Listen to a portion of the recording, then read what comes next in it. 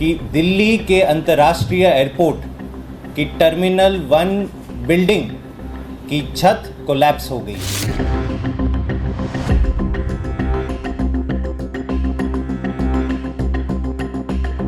इस दुखद घटना में एक व्यक्ति की मृत्यु होने की खबर अब तक आई है और 8 लोग इंजर हुए हैं, घायल हुए हैं।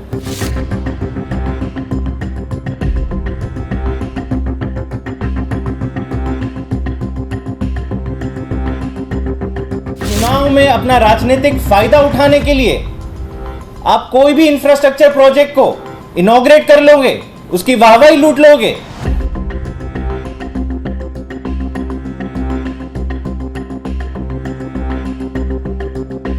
आम आदमी पार्टी सबसे पहले ये मांग करती है कि जिन जिन लोगों की मृत्यु हुई है इस घटना के कारण, उनके परिवारों को 1 करोड़ की मुआवजा राशि दी जाए और जो लोग घायल हुए हैं उनके और उनके परिवारों को 50-50 लाख की मुआवजा की राशि दी जाए केंद्र सरकार द्वारा। घटना बाहर निकल कर आई है जिसकी तस्वीरें देश भर के लोग अब तक देख चुके हैं कि दिल्ली के अंतर्राष्ट्रीय एयरपोर्ट की टर्मिनल 1 बिल्डिंग की छत कोलैप्स हो गई है।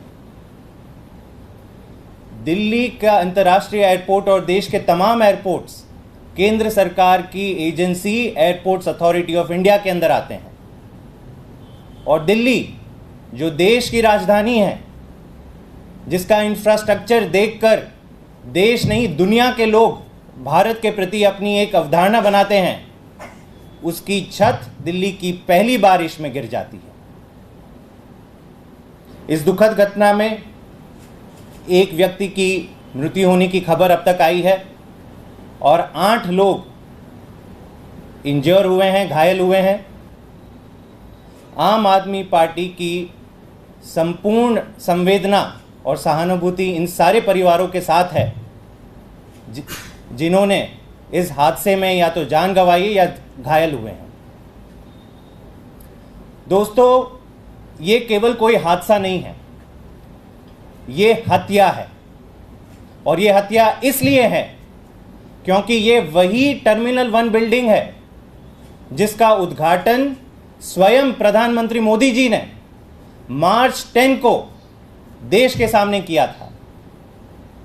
ये बड़ी गंभीर बात है कि मार्च 14, मार्च 15 को चुनाव घोषित होने थे, टर्मिनल 1 की बिल्डिंग अंडर कंस्ट्रक्शन थी और मोदी जी मार्च 10 को जाके टर्मिनल 1 बिल्डिंग का उद्घाटन कर देते हैं।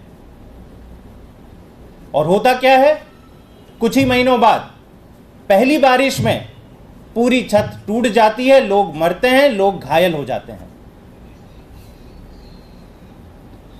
तो इसका क्या मतलब है कि देश में चुनाव में अपना राजनीतिक फायदा उठाने के लिए आप कोई भी इंफ्रास्ट्रक्चर प्रोजेक्ट को इनॉग्रेट कर लोगे, उसकी वाहवाही लूट लोगे।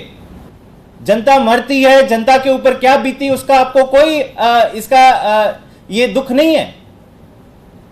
और ये केवल एक घटना नहीं है।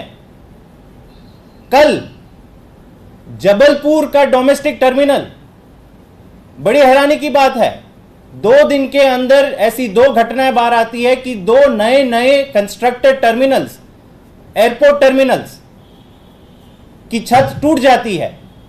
कल 27 जून को जबलपुर की जो एयरपोर्ट टर्मिनल है उसकी भी छत, सिमिलर इंसिडेंट, पहली बारिश होती है, बारिश ज्यादा होती है, क्या होता है, नए नवेले टर्मिनल की छत टूटकर गिर जाती है। कहते हैं वहां पे भी कुछ लोग घायल हुए हैं। और इससे बड़ी हैरानी की बात है कि इस टर्मिनल का भी उद्घाटन मोदी जी ने किया था मार्च 10, उसी तारीख को किया था जब दिल्ली के टर्मिनल 1 बिल्डिंग का उद्घाटन हुआ था।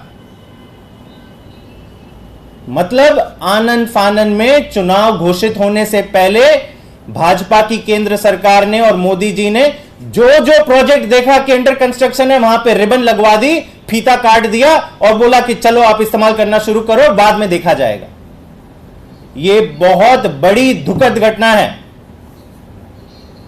आम आदमी पार्टी सबसे पहले ये मांग करती है कि जिन जिन लोगों की मृत्यु हुई है इस घटना के कारण, उनके परिवारों को 1 करोड़ की मुआवजा राशि दी जाए और जो लोग घायल हुए हैं उनके और उनके परिवारों को 50-50 लाख की मुआवजा की राशि दी जाए केंद्र सरकार द्वारा। लेकिन जो सबसे बड़ा मुद्दा है कि नए नए इंफ्रास्ट्रक्चर प्रोजेक्ट्स देश भर में, और ये 1-2 इंसिडेंट नहीं है, इससे पहले भी मैं तमाम कुछ इंसिडेंट्स गिनाऊंगा जो ये संकेत कर रहे हैं कि किस प्रकार से नए इंफ्रास्ट्रक्चर प्रोजेक्ट्स किन परिस्थिति में किन लोगों को दिए जा रहे हैं। आधा अधूरा काम होता है, पेमेंट पूरी होती है और कुछ ही दिनों या कुछ ही महीनों बाद उन प्रोजेक्ट्स में सारी कमियां बाहर आ जा रही है। मैंने आपको 2 प्रोजेक्ट्स गिनाए। दिल्ली अंतरराष्ट्रीय एयरपोर्ट का टर्मिनल 1 बिल्डिंग जिसकी छत आज गिरी, कल जबलपुर डोमेस्टिक टर्मिनल का बिल्डिंग जिसकी भी छत कल गिरी थी। इससे पहले अटल सेतु ब्रिज जिसको मोदी जी ने इनॉग्रेट किया था जनवरी के महीने में इसी साल, तब क्या कहा था? भारत का सबसे लंबा सी ब्रिज है। ये वही अटल सेतु ब्रिज है जो मुंबई को नवी मुंबई के साथ कनेक्ट करता है। 21 किलोमीटर का ब्रिज है। 17,800 करोड़ रुपए की लागत से यह ब्रिज बना है। शानदार तस्वीरें खिंचाई थी मोदी जी ने जब इनॉग्रेट किया था, सारी देश की मीडिया ने वाहवाही करी थी। 6 महीने के अंदर खबर आ रही है कि मोटे मोटे क्रैक्स इस अटल सेतु ब्रिज में पाए गए हैं। मोटे मोटे क्रैक्स पूरी रोड के बीच में आपको बड़े बड़े ऐसे क्रैक्स देखने को मिल रहे हैं। तो कौन जिम्मेदार है इसके लिए? जब प्रोजेक्ट इनॉग्रेट करना होता है तो केंद्र सरकार, भाजपा सरकार, मोदी जी वाहवाही लूटने पहुंच जाते हैं। लेकिन जब ये सारे इंफ्रास्ट्रक्चर प्रोजेक्ट्स एक करके जब गिरना टूटना शुरू कर लेते हैं तब कौन बाहर आ रहा है? कोई सामने नहीं आ रहा। और मैं आपको घटनाएं बताता हूं। बिहार में भाजपा की सरकार है, वहां पर पिछले 1 साल में दर्जनों ब्रिज कोलैप्स हो गए, टूट गए। और यह एक बड़ी हैरानी की बात मैं आपको बता दूं, पिछले 1 हफ्ते में खबर आ रही है कि बिहार में 4 ब्रिज कोलैप्स हो चुके हैं। 4 ब्रिज। मैं देश की मीडिया को कहना चाहूंगा कि दिल्ली में जब भी कुछ होता है तो आप तुरंत रिपोर्ट करते हैं, लेकिन बिहार में 1 हफ्ते में 4 ब्रिज कोलैप्स हो रहे हैं। यह बहुत कम जगह पर रिपोर्ट हुआ है। कल की खबर बता दूं तो एक ब्रिज 70 मीटर का किशनगंज की डिस्ट्रिक्ट में कोलैप्स हुआ है बिहार में। तो दोस्तों ये क्या बताता है? यह बताता है कि जो मोदी जी ने, जो भाजपा की केंद्र सरकार ने मुहिम चला रखी है देश में, इलेक्टोरल बॉन्ड की मुहिम, कि चंदा दो और धंधा लो, यह कारण है कि बड़े बड़े घोटाले हो रहे हैं। ऐरे गहरे लोगों को आप बड़े बड़े इंफ्रास्ट्रक्चर प्रोजेक्ट्स दे रहे हो, कोई उसकी मॉनिटरिंग नहीं हो रही, कोई मेंटेनेंस नहीं हो रही। चंदा ले लिया भाजपा ने इलेक्टोरल बॉन्ड के थ्रू, धंधा दे दिया और फिर फीता काट दिया और आगे बढ़ गए। तो आज जो घटना घटी है दिल्ली एयरपोर्ट टर्मिनल 1 बिल्डिंग में, भारत की राजधानी के बीच में, वो बेहद और बेहद दुखद घटना है। पूरी की पूरी केंद्र सरकार को सामने आना चाहिए, प्रधानमंत्री जी को सामने आना चाहिए, देश के सामने माफी मांगनी चाहिए कि आनंद फानंद में जो मार्च 10 को हमने उद्घाटन किया वो गलत किया, और जिम्मेदारी लेनी चाहिए। उन गरीब लोगों का क्या कसूर था जो अपनी गाड़ी लेके आज सुबह टर्मिनल 1 बिल्डिंग गए थे? उनका कसूर था कि उन्होंने केंद्र सरकार पर विश्वास किया कि आप जब कोई इंफ्रास्ट्रक्चर प्रोजेक्ट लॉन्च करते हो तो वहां पे सेफ्टी पैरामीटर्स का आपने ध्यान रखा है। लेकिन क्या हुआ? अगर दिल्ली के एयरपोर्ट टर्मिनल की यह हालत है तो आप सोच सकते हैं कितने बड़े स्तर पर इन सारे बड़े इंफ्रास्ट्रक्चर प्रोजेक्ट जिसमें केंद्र सरकार का हाथ है, कितनी बड़ी कॉम्प्रोमाइज हो सकती है। यह संकेत देता है। इसलिए आम आदमी पार्टी यह मांग करती है कि भाजपा की केंद्र सरकार और प्रधानमंत्री मोदी जी देश के सामने आए और बताएं कि जिन लोगों की मृत्यु हुई है, जो लोग घायल हुए हैं, उसके लिए कौन जिम्मेदार है, कौन अधिकारी, कौन मंत्री, कौन जिम्मेदार है। कि सस्ते सस्ते प्रोजेक्ट्स आप इनॉग्रेट कर लेते हो, सेफ्टी का कोई प्रिकॉशन नहीं होता, और जब ऐसी घटनाएं घटती है तो आप पीछे हट जाते हो। दूसरा, हम मांग करते हैं कि एक हाई लेवल इन्वेस्टिगेशन सीबीआई द्वारा इन तमाम मुद्दों पर, देश के जो बड़े बड़े इंफ्रास्ट्रक्चर प्रोजेक्ट्स देश के सामने एक एक करके पत्तों के, ताश के पत्तों की तरह जो गिरते जा रहे हैं, हर दिन ये खबर आ रही है कि यहां पे ये टूटा, वहां पे वो टूटा, मतलब एक बड़े स्तर पे घोटाला हो रहा है इस देश में इंफ्रास्ट्रक्चर प्रोजेक्ट के नाम पे। केवल फीता काटने के लिए और भाजपा को चंदा पहुंच जाए उसके लिए ये इंफ्रास्ट्रक्चर प्रोजेक्ट्स किए जा रहे हैं। लोगों के सुख के लिए, लोगों की सुविधा के लिए कोई काम नहीं किया जा रहा। तो सीबीआई द्वारा एक निष्पक्ष इन्वेस्टिगेशन हो, यह भी आम आदमी पार्टी मांग करती है। बहुत बहुत धन्यवाद। जसमीत जी, सुबह से ही बारिश हो रही है, लेकिन दिल्ली के अलग अलग इलाकों में वाटर लॉगिंग की समस्या हो रही है, खासी दिक्कतें लोगों को झेलनी पड़ रही है। क्या सरकार के जो दावे थे वो पूरी तरह से फेल साबित हुए?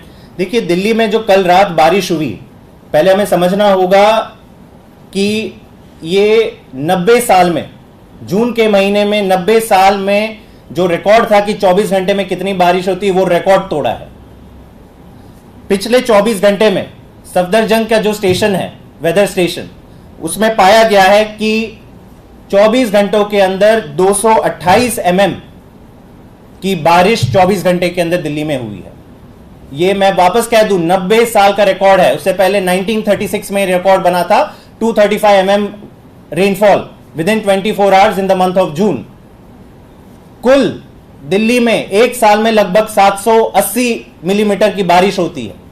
मतलब एक साल में जितनी बारिश होती है उसका लगभग 30% बारिश कल रात को दिल्ली में हुई है। तो स्वाभाविक है कि कुछ कुछ जगह पे वाटर लॉगिंग होगी। दिल्ली सरकार के तमाम अधिकारी, हमारे मंत्री, हमारे एमएलएज, हमारे पार्षद सारे जमीन पर हैं, पूरी कोशिश कर रहे हैं कि जहां जहां वाटर लॉगिंग हुई है, जहां जहां ड्रेन्स ओवरफ्लो हुए हैं, जो ड्रेन्स की डिजाइन कैपेसिटी है, जो अब तक कभी ओवरफ्लो नहीं हुए थे, वो ओवरफ्लो हुए, उनको तुरंत उनकी समस्या का हल किया जाए। और पिछले 2-3 महीनों में लगातार आम आदमी पार्टी की दिल्ली सरकार मॉनसून की तैयारी के लिए सारे काम करती आई है। मैं आपको बता दूं, 200 के करीब वाटर लॉगिंग हॉटस्पॉट्स हुआ करते थे पिछले साल तक दिल्ली में। उसमें और वाटर लॉगिंग हॉटस्पॉट पिछले साल के फ्लड्स और मॉनसून रेन्स को ध्यान में रखते हुए सारे डेटा का इंस्पेक्शन करके उनको हमने करीबन 300 वाटर लॉगिंग हॉटस्पॉट्स चिन्हित किए हैं। वहां पे राउंड द क्लॉक मॉनिटरिंग की जा रही है। सारी हेल्पलाइन, मैं दिल्ली के लोगों को भी बताना चाहता हूं कि अगर आपके एरिया में अब तक कोई अधिकारी नहीं पहुंचे तो तुरंत हेल्पलाइन, अगर एमसीडी का इलाका आता है तो एमसीडी की हेल्पलाइन पे कॉल कीजिए, अगर दिल्ली सरकार का इलाका आता है तो पीडब्ल्यूडी की हेल्पलाइन पे कॉल कीजिए। तो ये लगातार मॉनिटरिंग चल रही है। और आज अभी 2 बजे एक आपातकालीन बैठक भी बुलाई गई है, सारे मंत्री उसमें मौजूद होंगे और ये सुनिश्चित करेंगे कि पहली बारिश में अमूमन ये पाया जाता है कि जो लोकल फैक्टर्स होते हैं कि कई बार कुछ कंस्ट्रक्शन हो गया, कुछ मलबा डाल दिया पिछले कुछ दिनों में, तो ये सारे वाटर लॉगिंग हॉटस्पॉट्स जल्द से जल्द 1 या 2 दिन के अंदर इनका समाधान किया जाए, ताकि जो रिमेनिंग मॉनसून पीरियड में इतनी समस्या ना आए। इसमें जसमीत जी, एक सवाल जो बीजेपी पूछ रही है कि एमसीडी में आपकी सरकार है, दिल्ली में आम आदमी पार्टी की सरकार है, तो वो ये तंज कस रहे हैं कि डबल इंजन की सरकार है, फिर भी जलभराव हो गया, नालों की सफाई आपने नहीं की। और दिल्ली में यही देखने भी मिल रहा है कि कर्मचारियों को आके नाले साफ करने पड़ रहे हैं अभी। तो इस बीजेपी के आरोप पे आप क्या कहेंगे? जब एयरपोर्ट की बात होती है तो वहां तो ट्रिपल क्या सारे इंजन्स भाजपा के ही हैं। एयरपोर्ट्स की कंस्ट्रक्शन में और मेंटेनेंस में तो और किसी सरकार का हाथ नहीं है। केंद्र सरकार की एयरपोर्ट अथॉरिटी ऑफ इंडिया आती है। और जब एक नहीं 2 नए कंस्ट्रक्टेड एयरपोर्ट टर्मिनल्स की छतें गिर जाती हैं तो भाजपा के नेताओं के मुंह में दही क्यों जम जाता है? तब क्यों नहीं सवाल पूछते अपनी सरकार से? लोगों की जानें जा रही हैं, कई लोग घायल हो रहे हैं, लेकिन दिल्ली की बात आती है तो नॉनस्टॉप राजनीति करनी है। मैं वापस ये कह दूं कि दिल्ली में कल रात हुई बारिश ने 90 साल का रिकॉर्ड तोड़ा है। 228 mm की बारिश 90 साल में जून के महीने में कभी नहीं हुई है 24 घंटे के अंदर। तो डेफिनेटली कुछ टाइम तक कुछ घंटों तक समस्या जरूर रहेगी, लेकिन जैसे मैंने कहा कि पूरी कोऑर्डिनेशन और पूरी तत्परता के साथ दिल्ली सरकार और एमसीडी के अधिकारी इस वाटर लॉगिंग की समस्या का हल करने के लिए जमीन पर मौजूद है। और मुझे पूरा भरोसा है कि अगले 1 या 2 दिनों में जितने ये नए हॉटस्पॉट जहां जहां लग रहा है कि समस्या और भी है, उसका समाधान कर दिया जाएगा और आगे दिक्कत नहीं आएगी। एयरपोर्ट वाला जो आपने कहा कि सीबीआई जांच की आप मांग कर रहे हैं, खासतौर से जो एयरपोर्ट है, हो सकता था वहाँ लोग भी जाते ट्रैवल करने के लिए, जाहिर है वहाँ पे संचालन चल रहा था। खासतौर से आपको इसमें लगता है कि क्या एक ही बारिश के बाद अगर वो गिर गया तो वहाँ खासतौर से इन्वेस्टिगेशन की जरूरत है और कार्रवाई की जरूरत है मौजूदा स्थिति में अभी राइट नाउ? नहीं, बिल्कुल जरूर है।